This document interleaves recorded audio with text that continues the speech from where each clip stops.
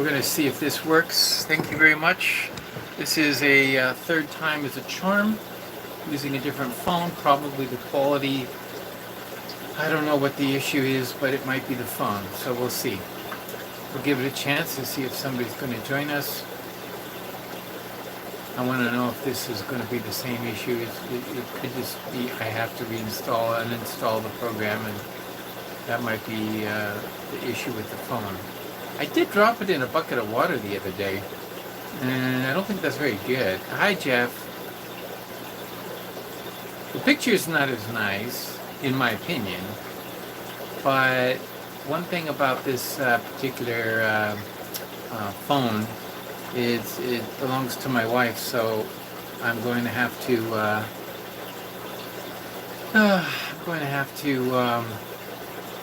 see how it works out. Now, if this drops out, then it's obviously the internet connection, but it could be my phone, and I'll show you. This is the phone I've been using and to do all my live streams, as you can see, live streaming right there. And this phone, the other day, I dropped it in a bucket of water. And so when I dropped it in a bucket of water, I grabbed it real quick, I dried it out. It's kind of neat. In a fish room, you got to be very careful, because that's another one of those catastrophes. I mean, I just went through the catastrophes. Well, we went through some of them. And, oh, you're right, I did use a tablet before. I should have just gotten my tablet. Think of that. You know, sometimes this ring doesn't work like it used to. It just doesn't. Yes, thank you, Jeff. That is a great thought. You know, I have a backup. Anyway, so we'll see if this drops out. If we don't drop out tonight using this phone, then I will say this. There's something wrong with the software. I'm just going to have to uninstall everything and then reinstall it again, you know? You know, that's what happens sometimes. Maybe it's crowded. I've been taking lots of videos and stuff, and, you know, you just pile it up. Okay, this particular phone, yes, it does have a phone in the back. I'm not going to show. We were talking about situations where it's catastrophe, right? Catastrophes, you know, related to fish dying. Now, of course, there's always the catastrophe that you have a pH crash, and then it just suddenly, out of nowhere, all your fish die, and there's not much you can do after they're dead, right? But when you see one or two fish falling for it, you begin to realize that there's probably something else at work here. So that's why in this particular case, I went ahead and treated with levamisole. And what I was saying was the levamisole acts like a paralytic in the intestines, and then the worms are expelled. They can be expelled, and that's the good thing. But it's also a kill amount, so it's a kill amount, and that is strong enough. It will kill the worms, not just stun them, you see, because you don't want them to be reinfecting the fish. So now, okay, that's one thing, right? I put the stuff in yesterday, today, no dead fish. And also, you got to take notice of certain telltale signs. For example, a small young fish, an older fish, a healthy looking fish, a not so healthy looking fish. You know, what's actually dying. So everybody needs to be focused on you know, the details, because those details give you an inkling of what's happening. So, for example, what I found is the idea that even a young fish, this is not just an old fish that is, you know, seen its days. This is something that is actually not right, because young fish, I mean juveniles and so forth, shouldn't be dropping off like flies. So that's what happened. I'm going to see what the results are. I'll report Friday to see how that helped in a few of the tanks. I didn't do it on all the tanks. I did it only on the same few tanks that seemed to have issues. And many of the tanks, for example, behind me there is these breeding tanks. Or take a look at these. These are, let me check out this. Here's an example of a tank that I don't know. I don't see the need to deworm these fish because there's been no deaths. They're fine. They're young. If they did have an issue, there would certainly be some deaths. But from a young age, from the time they were in a breeder box, they've never been mixed with other fish. So, and again, where would they have picked it up? So that's the other clue, is to know some of the history. These guys, oh, they are so cute at this age. They're like following my finger. They think I'm going to feed them. Yeah, these are ready to go. These are ready to be taken over to the grow-out center for another few weeks and then sold. So that's partly what I was going through as one disaster, but I wanted to lead that into a disaster that is related to breeding, and that is when you buy too few of fish, too few. So what I mean by that is, last night, I don't remember who it was right when the stream was cutting out, and so if somebody can remind me who was asking this question, they said, how many red lizards should I get to get a group going? Does anybody remember who asked that question? Maybe you asked that question? The answer to that question is very simple. When you're going to start a breeding project and you really want to be successful at it, do not in any way, shape, or form think that you're going to be successful at it with two fish. I'm going to get a male, I'm going to get a female, and I'm going to be, set, right? This tank right here, this 10-gallon right there, two fish. We can only afford the two fish because they're expensive. And these two fish too, West African cichlids, I got a pair in there and a pair in there. They're not the same species, but they were like available, kind of expensive. Hey, want to treat yourself to something a little unique. They're different now. When I first got them, they would hide. I couldn't show you. Let me let you see what they are. They're beautiful fish, and I want to develop a nice little. I hope to get some spawning activity out of them. But as you can see, here's the female. She's the pretty one. She's right up at the front glass. They've become accustomed to me feeding them the worms, the baby brine shrimp, everything else. They're very skittish. She's going to zip back out of nowhere. See? Oh, there's the male. See? They just zip. I got too much algae on this front glass. I should have cleaned it last night. Oh, see? But look, they're not zipping away like they normally have been. I think they're going to get something to eat. Beautiful pair.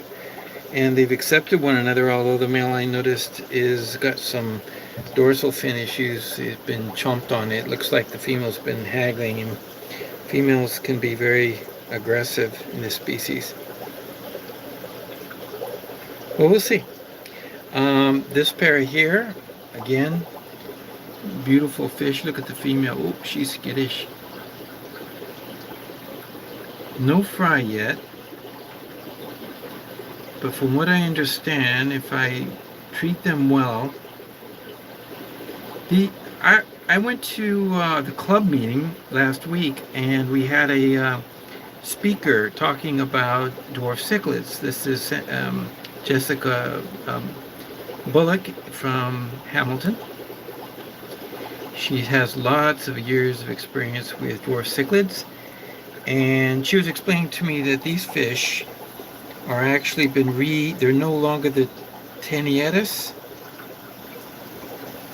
but they were reclassified, and these fish are Crebensis.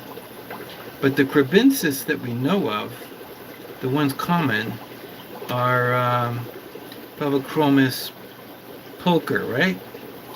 And I'm afraid that, I kind of knew their name was really pulcher, but everybody calls them Crebensis.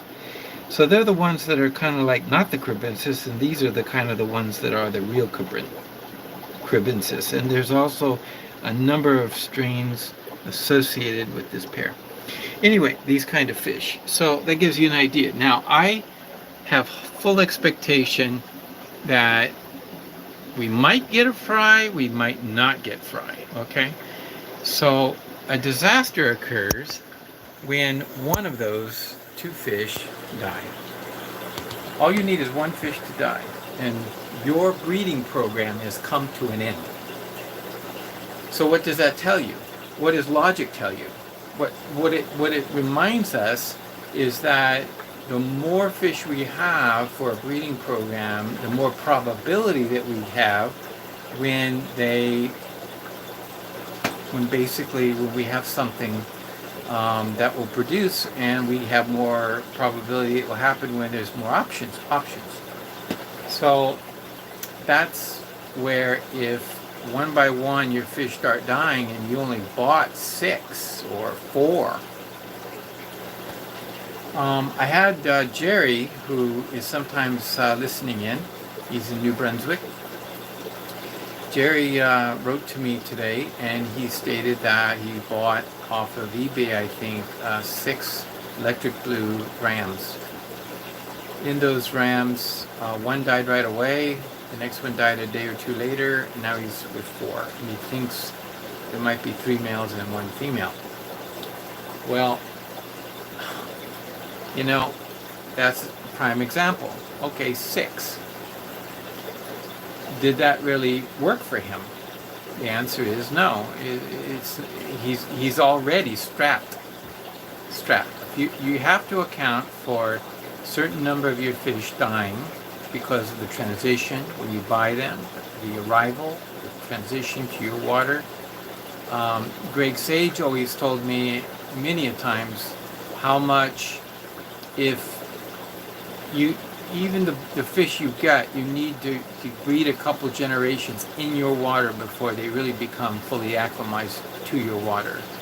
So if you get them from somewhere afar, expect that the ones you get will actually, you're just hoping to get them bred as quick as possible to increase your numbers. But once you have the numbers, then you can be successful, because then you have a lot more to work with. Now, for example, yesterday we were talking about the black rams, right? In that particular case, it's very, very tough, because sometimes these black rams just do not act well. But here, I wanted to remind you, on this tank here, we got,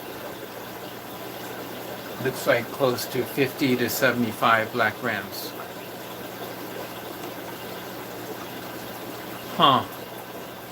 10 wild rams, they sent 12 females. Now see, that's interesting, Jeff, because even at the fish store, I can't tell you how many times, those fish back there that you saw, the Taniatus, they were advertised at the local fish shop here on Dixie called Fanatics. And so when I saw the tank with the name, I said, oh, that's what I'm looking for. And I looked inside, and we looked, and we looked, and we looked, and they were all males. Or they were all females. One or the other. But I'm saying that they sent him all of one sex. And he, on many occasions, says that they do that on purpose. For whatever reason. He wasn't happy about it, but at that point, what can you do? He doesn't send fish back, you know? It's kind of like ridiculous to, you know, when you're big order and you get a box and you get a certain fish in it, and it's all the same one. But it's also possible with apistogrammas and others that if you're breeding them at higher temperatures, you're going to get all males. That means some of them breed with temperature dependency, and that causes all males. And I had that issue with the Borellii when I had them a while back, and you know, most all of them came out males, because I think it was just too warm of water that I bred them in. Because last week when I asked Jessica about this particular species, she said yes, they're a colder water apistogramma.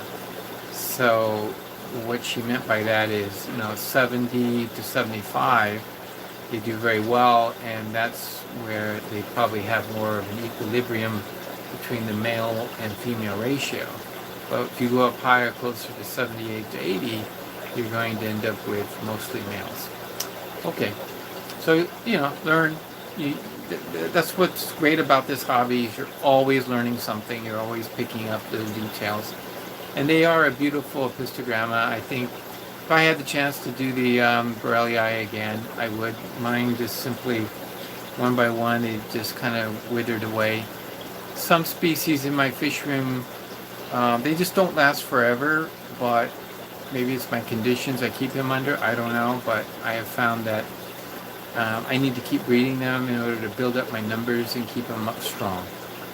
So anyway, that's a disaster. To get back to the answer to the question, I think I've been leading up to it, but I've never quite answered it. How many red lizard plecos should you have for your breeding program? And the answer is, anyone?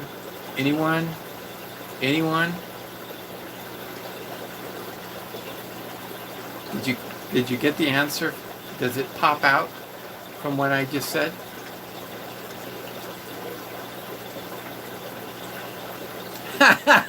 Dave's Fish Cave. Yeah, Dave, you just need 2 females and you got plenty of eggs there. So multiple pairs means, in the case of when you get them unsexed, is that now you need not just multiple pairs but also extra, because you don't know if you're going to get lopsided. So the more that you get, the better. So a good number. Now when I got barbs from I remember I bought some barbs that they weren't what they purported to be, but you remember them. I had the Rohani barbs here, and I also when I'm going to order some barbs or a new species or something, I'm going to order 16. I don't know why 16, but I just like 16 because it's 4, 4, 4, and 4, And then I start growing them up, and if they all pan out, you can get the right sex ratio that you want. Maybe you're looking for 10 in the end. Maybe you want 10, but you want 6 females and 4 males, for example, depending on the species or whatever you're looking into. So then you take out the 10 that you want, and you make your perfect breeding setup, and then the rest can be sold. The rest can be given away. The rest can go, back to the store, back. By then you've grown them up. They're bigger. They're more valuable. I've never had a problem getting rid of a big fish, because for some reason people love big fish. I don't know. I guess they feel like if I'm going to pay, $10 for tiny fish, I can buy huge ones for 15, and they're all happy. Like, wow. But anyway, the point being that you just have to anticipate issues along the way if you want to be successful. Now, in this case, I'm not going to buy 16 of these fish. There was not even that many in the tanks that arrived. But I'm going to go and take a chance. I picked out pairs these 2 pairs here behind me. I'm just kind of pointing at those 2 tanks.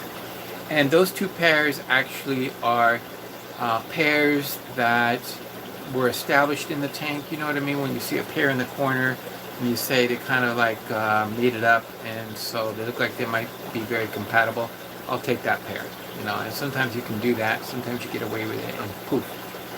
But apart from that, if you don't have high expectations, which I don't for these fish, it's more of I want to play around with them a little bit. I want to lower the pH and see where I can go with them. The store offered to buy them back as many as I can breed if I could breed them. Apparently it's not going to be easy peasy, but we're going to try. We're going to start doing some things that would really help out with the getting them into a lower pH, where it seems to be that's what makes them spawn, at least in the case of the Nanochromis? Nanochromis variatus, the one with the pink, the first darker pair. So that's a disaster when you have a breeding program and then you end up with all males. That's a disaster when they die out one by one. You never got any fry out of them. But there's other kinds of disasters that I wanted to mention, and this is kind of kind of, in my opinion, you know, the kinds of things that do happen.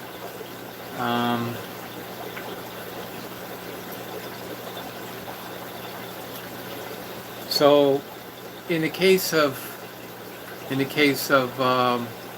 mackerel pinnace, for example, we bred hundreds of these fish and sold hundreds as well, and we still have hundreds more. They're very prolific. But the male killed the female when he was ready to lay eggs. He wanted to have a nest again, and she wasn't ready, I guess, and so he just stressed her out until she was dead. So we lost her. So that could be kind of a sad thing. You have to be very careful about that kind of a disaster. But one of the disasters I was showing last night was the leak. So if you have, for example, a tank that starts leaking, well, that's kind of a disaster, because sometimes people don't have spare tanks to move the fish around in order to fix and repair the tank. Or in my case, the leak was coming from the drain system and I really needed to fix it. And I haven't really fully tested it. I actually didn't get a chance after last night's fiasco. And by the way, it must be my phone. You know, I've decided it's my phone because not one issue with this goal. So maybe I will go back to my tablet if I have to, until I can resolve this. I've broken my phone. It fell and I cracked it, and it's starting to grow a little bit. So this phone I've had for a number of years. It's kind of going. So it may be time to upgrade anyway. So a little leak, unknowingly, not knowing that there's a little leak, can cause a problem with mold, and that is something you don't want. You don't want to cause any issues. This room has, I don't run it while I'm live streaming because it makes a little noise, but there's a fan over here that's a heavy-duty dehumidifier. And the dehumidification goes down below 50% because my wife likes to crank it as much as possible because she thinks that the lower the better. I mean, she'd have it down to 10% if she could, and I'd be in here with bloody noses. But she doesn't understand the concept of relative humidity and why there's always some moisture in the air. If not, we wouldn't be able to breathe properly. But be that as it may, right now it says 54% and it's not running, but it will bring it down. Now, as long as you keep it lower than 60%, you're okay. I don't see any mold growing on the walls if it's going to be down below 60%. But now, a little leak in the back, different issue. So what I have done to prevent any of these major issues is to use water alarms. So I have two of them.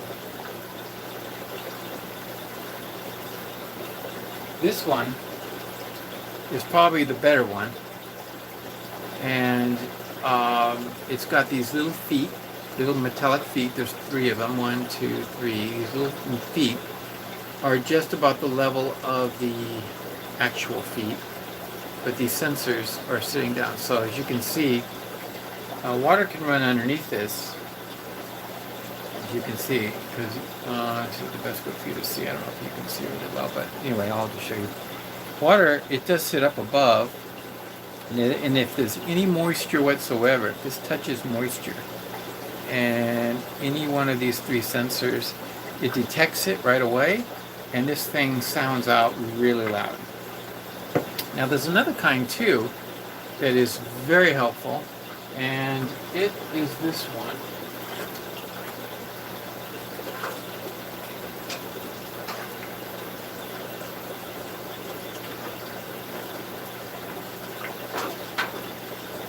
Let me show you this one. This one has got a head on it, but it's not the sensor. The sensor is this cable. But unfortunately, it's not as, in my opinion, as efficient because you got to have those two sensors down touching the floor like that. And how do you do that when this thing just kind of lays flat like that? You don't want that because that's water would have to get up way too high. So this one takes a little maneuvering, but there is an advantage to this one over this one. This one will also notify my phone. So it has that Wi-Fi capability and it will sound the alarm. It doesn't have a, it has a kind of alarm. It's kind of an urgent alarm, but this one is like a siren. This one will wake you up. This one would wake me up too, I think, because I'm really attuned to that tune, attuned to this sound. So if it's like I hear something, I jump because it means something's overflowing. So if you overflow a tank, these things are in place, and I place them underneath the racks. So if water goes onto the floor, I know about it right away. Averting disaster. So catastrophe preventers right there. This one and the other one, I'm trying to work in conjunction. So that's a type of disaster. How to avoid that. In the fish world, I think that we all know about heaters, and with heaters, I think finally my Tiger review heater is going to come out soon. In fact, this week. I've always promised it would be this week, but in case you didn't know, those who are members are contributing to better videos and actually the propagation of more videos, because I'm using the incentive of the membership to help me pay for some services. I'm going to pay for some services in other words, I have a friend who would like to help out. He's a young person. He's 16 years old. And, young people today, they know all about the internet and movie editing and all this. And so he's going to help me out. And he's going to keep the process going. So that's going to be a big plus. And I promised him, I says, look, you're helping me, I'll help you too. So he feels good about himself because he's going to help out with the videos.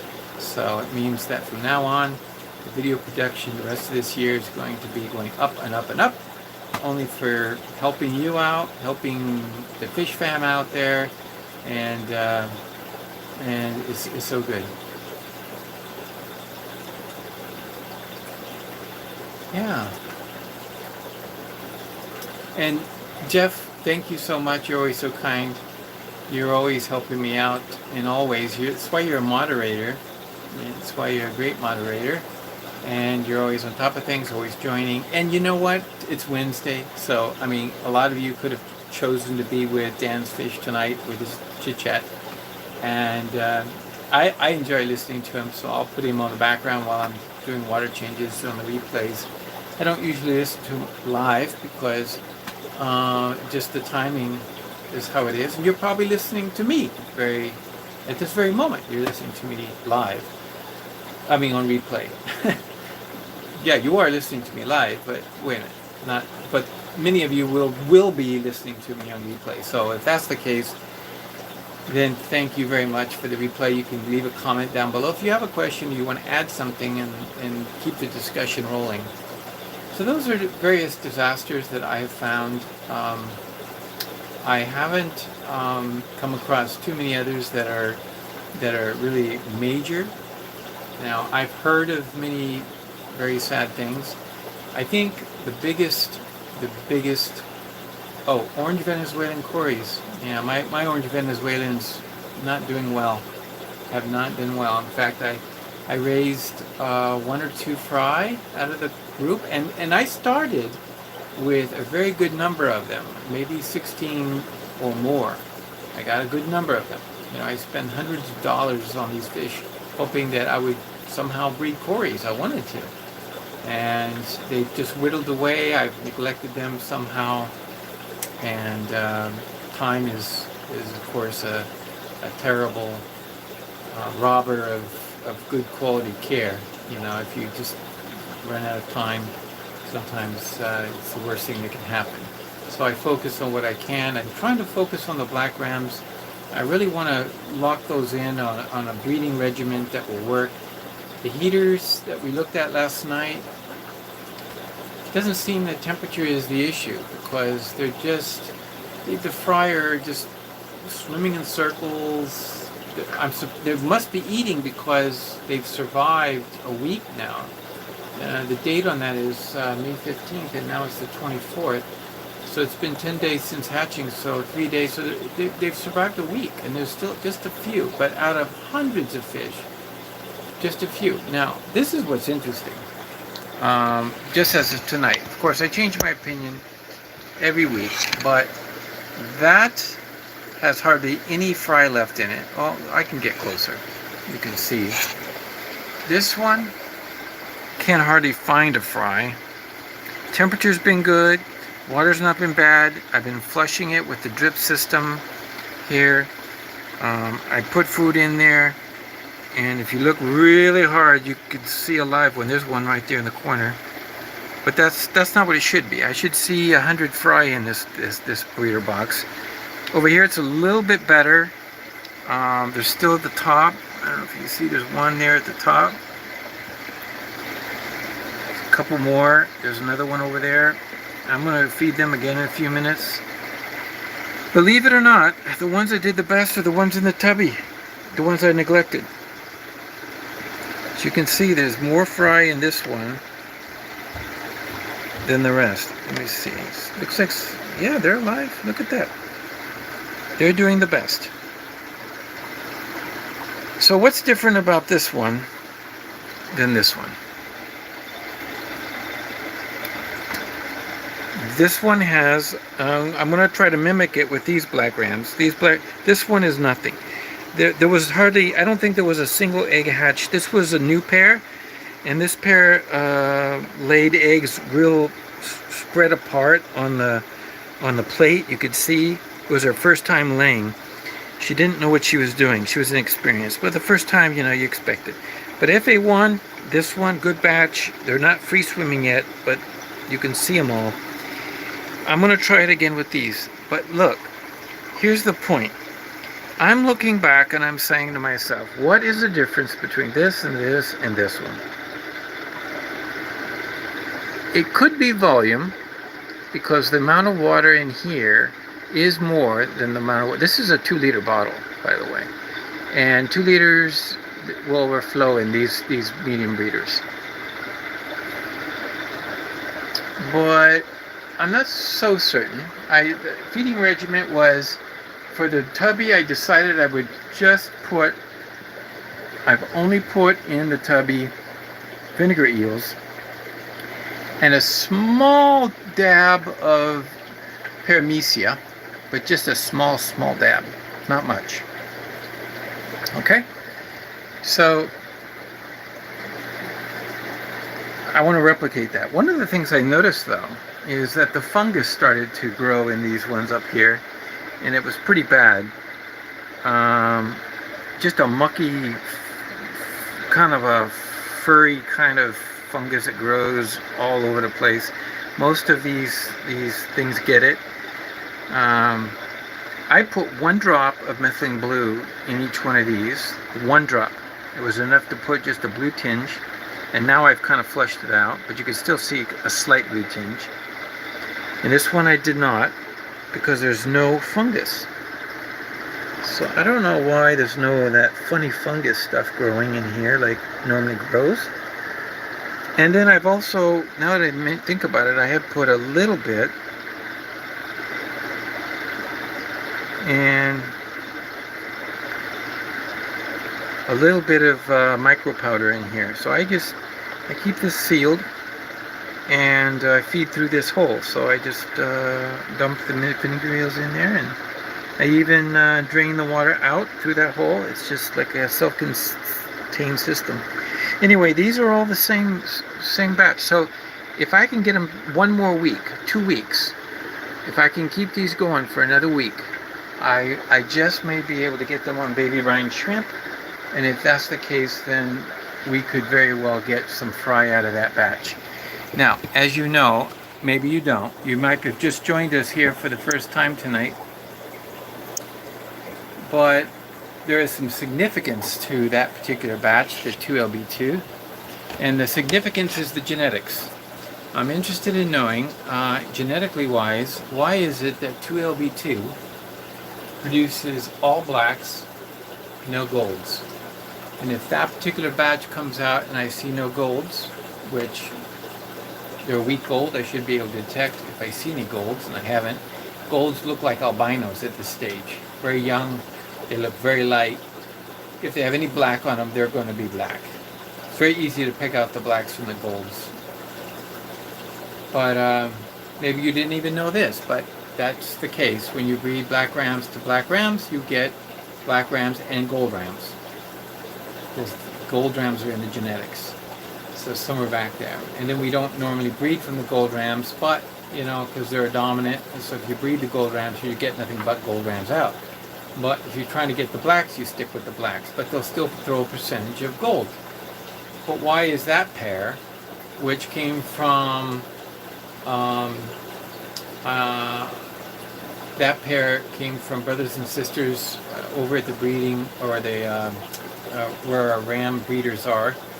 We've got 1, 2, 3, 4, just tanks lined up with pairs, and each time we're trying to get the pairs to produce eggs, and you know, sometimes we're successful and sometimes we're not. So if you're asking again, we're going back to the catastrophe thing. Don't expect to breed black rams if you just have 1 pair or 2 pair. I mean, you can, and maybe you'll be successful, and maybe they can even raise their own fry, and you'd be like, wow, that's great, that's wonderful.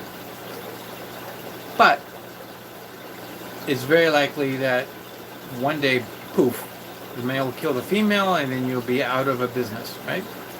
In our case, we've got probably going right now 10 to 15 pairs of black rams, but they don't breed like German blues, and so we're lucky to get, you know, a couple of spawns a week out of that many pairs. And some of them, one of our nice pairs, the male chewed up the female's tail, and we just got to her in time to save her. But you know, it's tough love going on.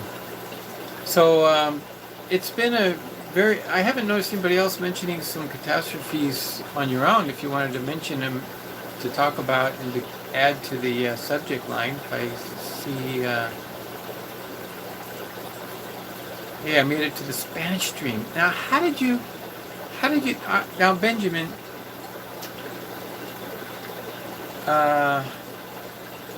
no sé exactamente que Benjamín sabe que es español. ¿Por qué es español?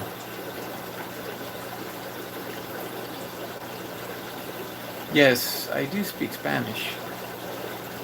In case any of you wanted to write in Spanish, the comments below, if you're in the, you go right ahead, I'll understand, and I can respond too in Spanish. But this is my wife's phone, and it's in Spanish. It's a Spanish phone. So, but why did you know it was Spanish? I'm just curious. I don't know what it is, because what I did was I just logged in with my account on her phone, and then it must have done something in Spanish, because the phone's in Spanish, huh?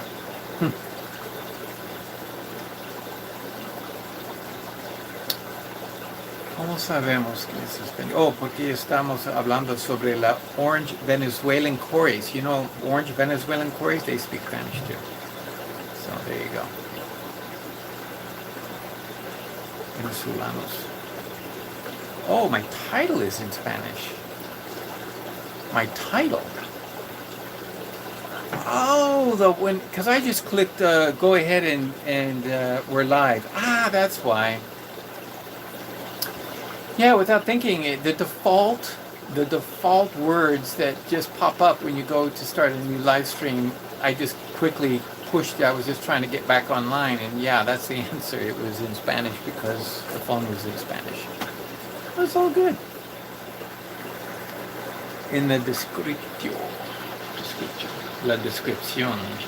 Okay, well, I'm going to show you some neat things that happened just today. Since we're towards the end here, this is a batch of 2LB6. This is in red, so that tells me these probably. This happens from time to time, but these are angels. So these angels went free swimming today. They've never been fed. They've been on the bottom, so it's time to feed them. Today I'm going to feed them. And then this batch here is also gone free swimming today. So it's their first day swimming. And they're so large. I wish black rams came out this big when they start free swimming. That would be awesome. It'd be so easy to raise them. But as you can see, there's a couple hundred in this one too. But did you notice this? 2LB6. They're both 2LB6. 2LB6 and 2LB6. Now that's impossible. You can't have two batches. So it turns out that it was a mistake when we grabbed the eggs and from which tank, and we wrote it down, or we didn't write it down, and when I got home I called Malik and I say, which one were those from? And it turns out that he said, I think it's 2LB6, so I ended up writing 2LB6 on both of them. But it turns out that one of these has to be 2LB7. And since one of them is a red koi angel and the other one is a platinum, it'll be easy to change out the number the moment that I see which ones are the red koi. Red koi angels, these guys could be either. Usually the first day or two I can't tell, but you know what? When they get to a stage where, let me show you. Like for example, we're looking at these. These look like platinums because if these were red koi, you'd see black on them already. And I'll just take you around the room and we'll take a peeky at some I have up here. Okay, here's an example of red kois. These are red kois because you see the black on them, the markings.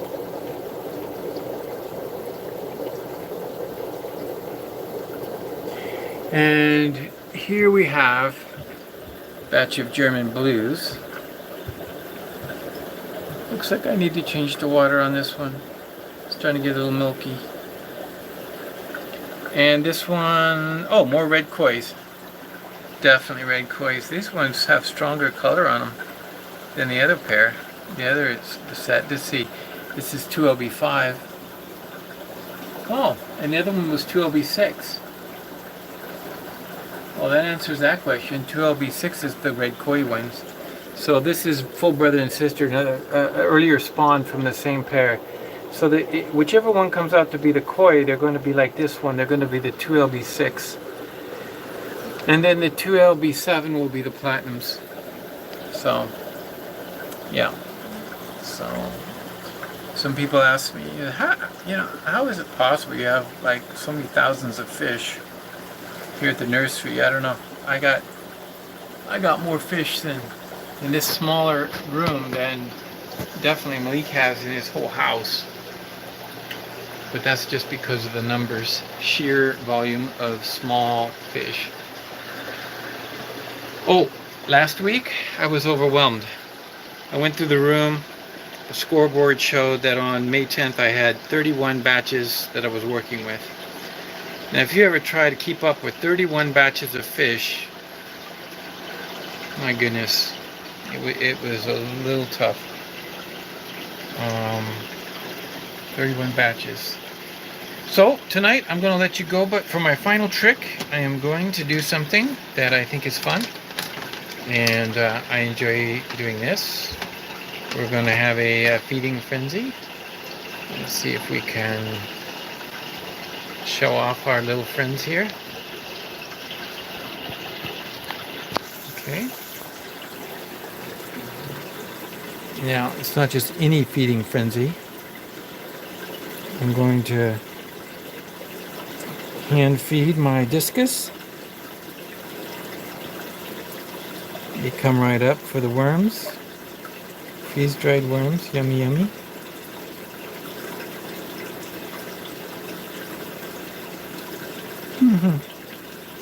These are gorgeous fish. These will be our future breeders. Let me squeeze it a little bit. Come on. Mm-hmm.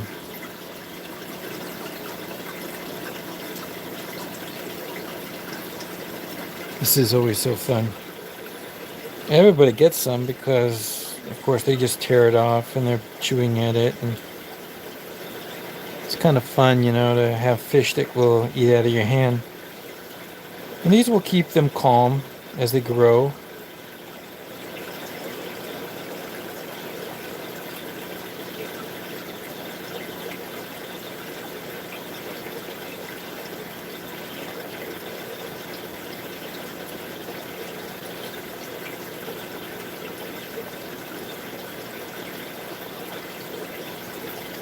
This little guy right here, he's chewing that little striped guy. He's not growing for some reason. When it comes to cichlids, the runts or the smallest ones always get picked on. They don't seem to grow. I watched Jack Watley's beautiful video this week. He had one about how it all began. And I knew some of the story, but there was a lot of details. I think that was just very heartwarming, especially since the gentleman I got most of my tanks from, Mr. Bob Wilson, he was well known by Jack, and he too was a well-known discus breeder. That is Bob Wilson, and Bob has moved away from the area into a place where he can get much easier for he and his wife to live, but we've kind of lost contact. He's not contacted us to know where he's at. We know he's in Cambridge, Ontario somewhere, but that's all we know.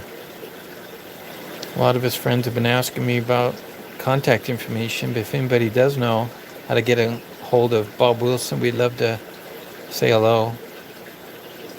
Let him know we're asking for him. So,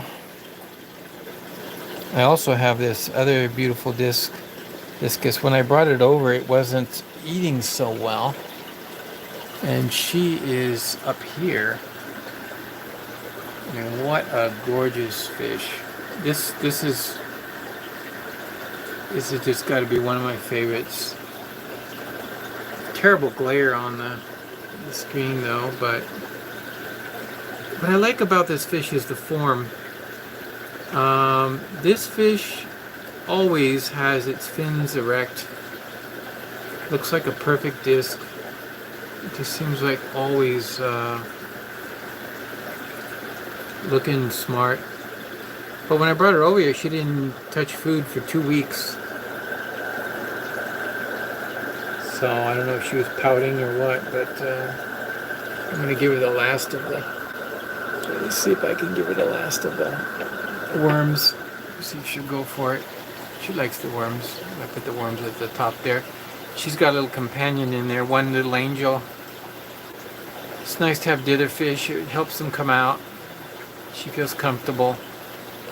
But she didn't do well in the community because she wasn't getting any food at all. Now that she's eating again, I can probably start to mix her back in. The way I might do it though is I might take out a few fish from below, mix them with her and the others, and then put all of them back together in a group. If I just toss her in by herself, she won't be in the right spot in the pecking order, you know? She'll go up there and eat it. Anyway, I don't know how you feel about this fish. Just a gorgeous fish. Hello, Aqua Addicted, and Sandy, you live in Cambridge. Wow. It would be awesome, Sandy, if we could find out how to get a hold of Bob Wilson. He, from what I understand, it's a very sad story. His wife, he and his wife left their house after being in their house 50 years. And he just couldn't, he saw that, the writing on the wall. He's at the age, he's about my dad's age. So he was kind of sad, having to give up everything and downsize, and he had lots of hobbies and things. And he went to the same building where his cousin apparently his cousin or her cousin, I forget, it was a relative who was also moving into the same place. So we wouldn't be far from each other, right? The other day I heard that it didn't happen with his cousin because I guess he may not have lasted long enough. So that's what happened with Bob. So it's possible that he's very sad and he I think he misses his fish. I mean, who wouldn't after all those years? But we'd love to hear from him again. I just don't know the place where he moved to, and of course his cell phone now. He was disconnected. I think. But yeah, he had a cell phone, I think. But yeah, it was disconnected. He kind of like dropped off the end of the earth to go where he was going. So that will wrap it up for tonight. Thank you all so much for joining us and being patient with my technical difficulties. I will have that fixed, of course. Maybe I'll use my tablet on Friday. What I want to do on Friday is go over the second question, or shall we say the interest that was in the overflow tubes, the two kinds of overflows. And what we're going to talk about is the trickle overflow, and we're going to talk about the siphon overflow, so that how you can turn a trickle overflow into a siphon with the backfeed loop. And I think I've been thinking about how to explain it and how I was doing it the other night or last night. And I think it would be better if I just drew some illustrations right on the tanks and get the old chalkboard out, as it were. Get the chalkboard out, and then once you draw it out, you'll understand much easier. So that's it for tonight. Thank you so much, everyone, for joining and hitting the like button and sharing your FishEZ favorites with others. Something that is helpful for other people is great for me because I appreciate it. I appreciate the members. And yes, Benjamin, please join us on probably Friday night. The overflow discussion maybe just put on hold for now, but it's definitely not forgotten, okay? So thank you so much, and appreciate all the patience, and most of all, regardless of where you're at on the earth, where you're at and what you're doing, please remember, keep it real.